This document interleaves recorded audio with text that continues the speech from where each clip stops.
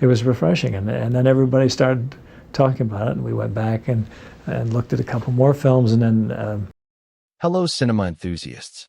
Loyalty is rare in Hollywood. But for Clint Eastwood, betrayal isn't just a word. It's a decision that ends your career forever. He built his films on instinct, discipline, and the sanctity of the single take. But these five legends broke his rules. They stole his valuable time, disrespected his vision, and worst of all, backstabbed him when he trusted them most.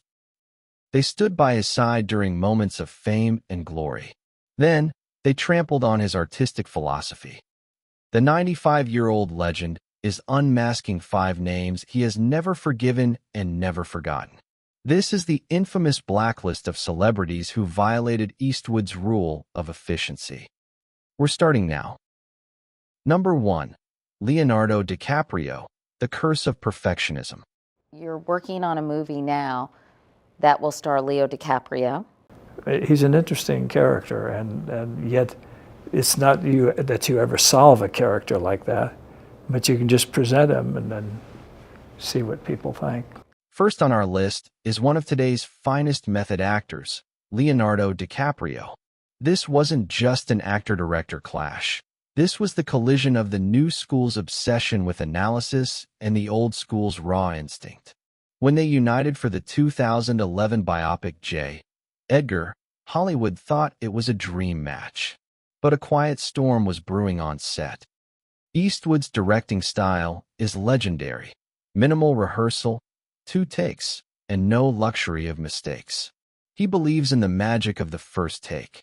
DiCaprio, conversely, would arrive on set with character psychology, historical notes, and countless questions. As one set manager put it, Leo wanted to debate motivation and history. Clint just wanted him to say the lines and move on. The tension peaked during the film's most emotionally demanding scene, J. Edgar Hoover's emotional breakdown. Leo flawlessly delivered the scene on the first take. Raw, real, Oscar-worthy. Clint murmured, "Perfect. Cut." But Leo wasn't satisfied. He asked for another, and then another. By the 6th take, Clint had walked away from the monitor. He leaned on the craft table, stone-faced, waiting for Leo's attempt to recreate perfection. He allegedly whispered to a producer, "He's still searching for something I already found."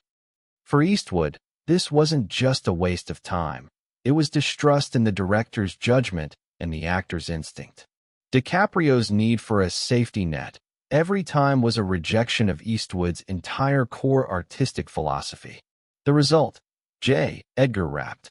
There was no further collaboration. When Eastwood heard Leo's name for subsequent films, he always gave the same polite dismissal. "Great actor, but not for me." Number 2. Barbra Streisand, Controlling Perfection. Number 2 on our list is the person Eastwood never worked with but harbored the deepest disdain for, Barbra Streisand. This rivalry became one of Hollywood's coldest wars and was about Eastwood safeguarding the purity of his professional values. The conflict began in the 80s when both transitioned from acting to directing. Streisand was the queen of control. She dominated the scene and was obsessed with detail. She was known to take more than 50 takes for a single expression. For Eastwood, this approach was an insult. In his eyes, this represented a lack of self-confidence, vanity, and the overthinking that leads to the death of art. In 1992, when Streisand's film The Prince of Tides failed to get a Best Director nomination, heated debates erupted. During this time, Eastwood was reportedly overheard making sarcastic comments about Streisand's directing style to his friends. The alleged words clearly demonstrated this philosophical split. Maybe if she spent less time obsessing over details and more time making decisions, she'd have finished more than 3 films in 15 years. The real revenge came in 1995, The Bridges of Madison County. After years of indecision, Streisand dropped out of directing the project. Eastwood immediately swooped in. He rewrote the script, streamlining the complex, detailed narrative down to only its essence. The film was a commercial success and earned Streep an Oscar nomination. Eastwood had his revenge without saying a word. The film's success was a validation of his minimalist and efficient philosophy over Streisand's controlling and elaborate approach. The result: Streisand became the symbol of hesitation and control for Eastwood. Eastwood's rule was clear: you pull the trigger once, not 50 times. That door was closed forever. Number 3. Tommy Lee Jones, Two Bulls in One Pen. At number 3, we have the clash of two equally stubborn talents, two alpha males, Tommy Lee Jones. They co-starred in the 1993 thriller In the Line of Fire. On Jones's first day on set, Clint allegedly whispered to a crew member, "Two bulls in one pen. This won't last." Both were known for intensity and minimalism.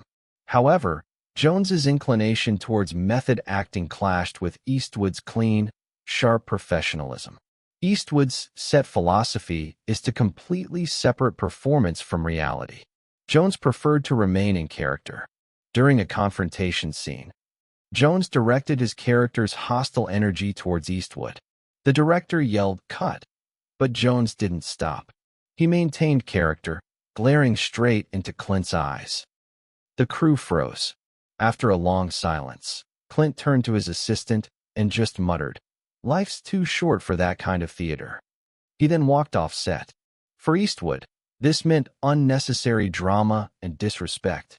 There can only be one alpha in his space, and that's the one who says, "Cut."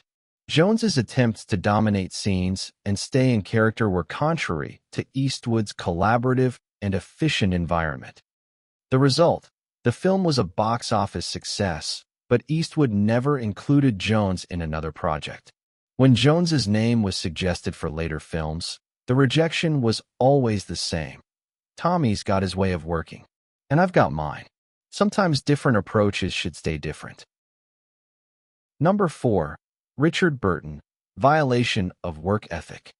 Fourth on the list is a classic name Eastwood harbored a lasting resentment against due to what he perceived as disrespect for the craft: Richard Burton. The pair co-starred in the 1968 film Where Eagles Dare. The conflict was not about ego or vision. It was about work ethic. Eastwood would be on set at dawn, ready and with his lines memorized. Burton, caught up in his tumultuous relationship with Elizabeth Taylor at the time, was often partying and making the crew pay for it on set. Burton would often arrive late, often hungover or still drunk. A cameraman recounted, Clint would just stand there watching Burton stumble through lines he clearly hadn't reviewed. You could see the contempt draining the respect from Clint's face. The tension peaked when Burton flubbed the same lengthy line for the 10th time. Eastwood employed his famous cold weapon instead of yelling, a quiet, cutting remark. Eastwood murmured to a crew member, "I'm getting paid by the picture, not by the hour." Burton's unforgivable sin was not just his lack of preparation. It was calling the film just a paycheck job within earshot of the crew. For Eastwood, every film required the utmost commitment. This comment was like a slap in the face to his art. The result: years later, when asked about Burton, Eastwood's three-word reply summed it all up: talented guy, wasted talent. This was the final and irreversible verdict in his world. Number 5. Gene Seberg, Emotional Burden and Exposure. The final name on our blacklist reveals Eastwood's deep intolerance for emotional instability: Gene Seberg. The two starred in the 1969 musical Paint Your Wagon, a rare venture outside Eastwood's comfort zone. Eastwood approached the singing and dancing task in the musical with discipline. Seberg, however, was struggling with personal and political crises.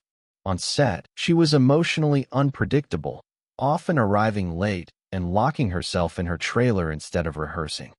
For Eastwood, this meant chaos. A script supervisor recalled Seberg stopping mid-scene during a simple dialogue and questioning her character's motivation. Eastwood, who trusted the written word and instant instinct, was furious. After the fifth interruption, The supervisor noted that Clint simply stared at the floor and 10 minutes later came back and said, "Let's just get this done." This was the closest he ever came to an outburst.